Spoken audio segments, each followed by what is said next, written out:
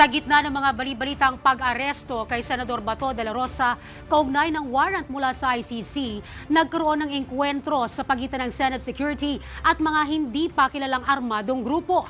Ang detalye sa ulat ni Daniel Manalastas.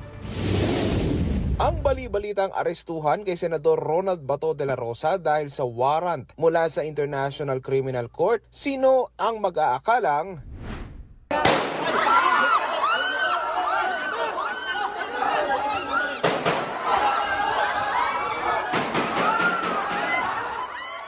nagtakbuhan na lang nang may marinig na mga putok ng baril sa second floor ng Senate building. Nagtangal lumapit ang mga miyembro ng media para kuhanan ng video ang nangyari pero sunod-sunod talaga ang putukan.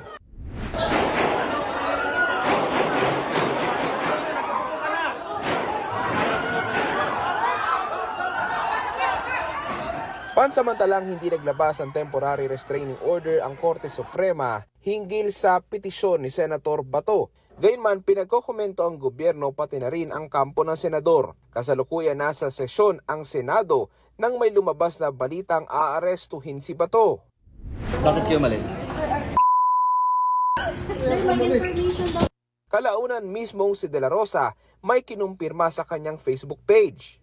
Meron po tayong natanggap na impormasyon na pagkatapos sa aming session itong araw na ito, meron na po mga operatiba ng NBI at ng CIDG ang pupunta dito para ako'y arestuhin.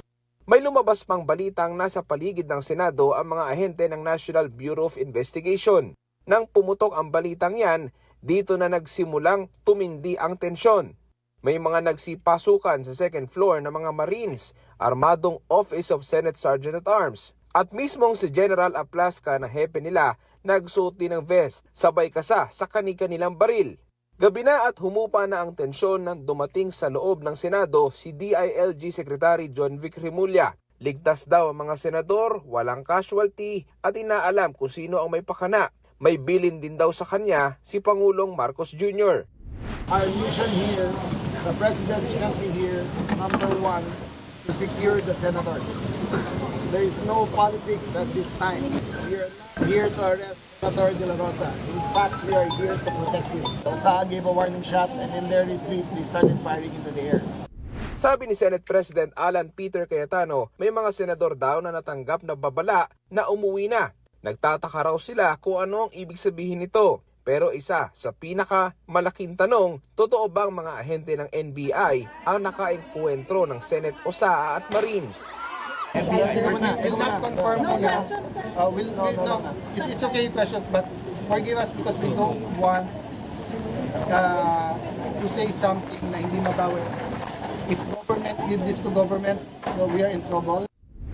Ang mga senador binahagi naman na naging sitwasyon nila noong kasagsagan ng putukan. Si Cayetano dinaan sa Facebook ang mga instructions at panawagan. Nandito kami, nagtatago kami dahil nagkakaroon ng putukan. Sandali lang. Nandiyan si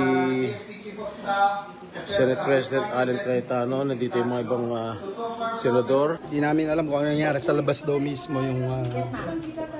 Kuya, ito. This one. Unbelievable. What will you do, Director, kung may putukan na at lahat ng staff mo at yung mga usaan mo naka-vest na lahat and hindi malaman mangyayari? What would you do? Hindi ba dapat ang sagot mo, ma'am, sir, I'll go there? Do your job! Make us safe! This is not good! Ma'am, huwag mo ako sigawan! Sa ngayon, tuloy-tuloy pa ang investigasyon. Para sa totoong balita sa Bagong Pilipinas, Daniel Manalastas ng IBC News para sa 13 sa tanghali ng Congress TV.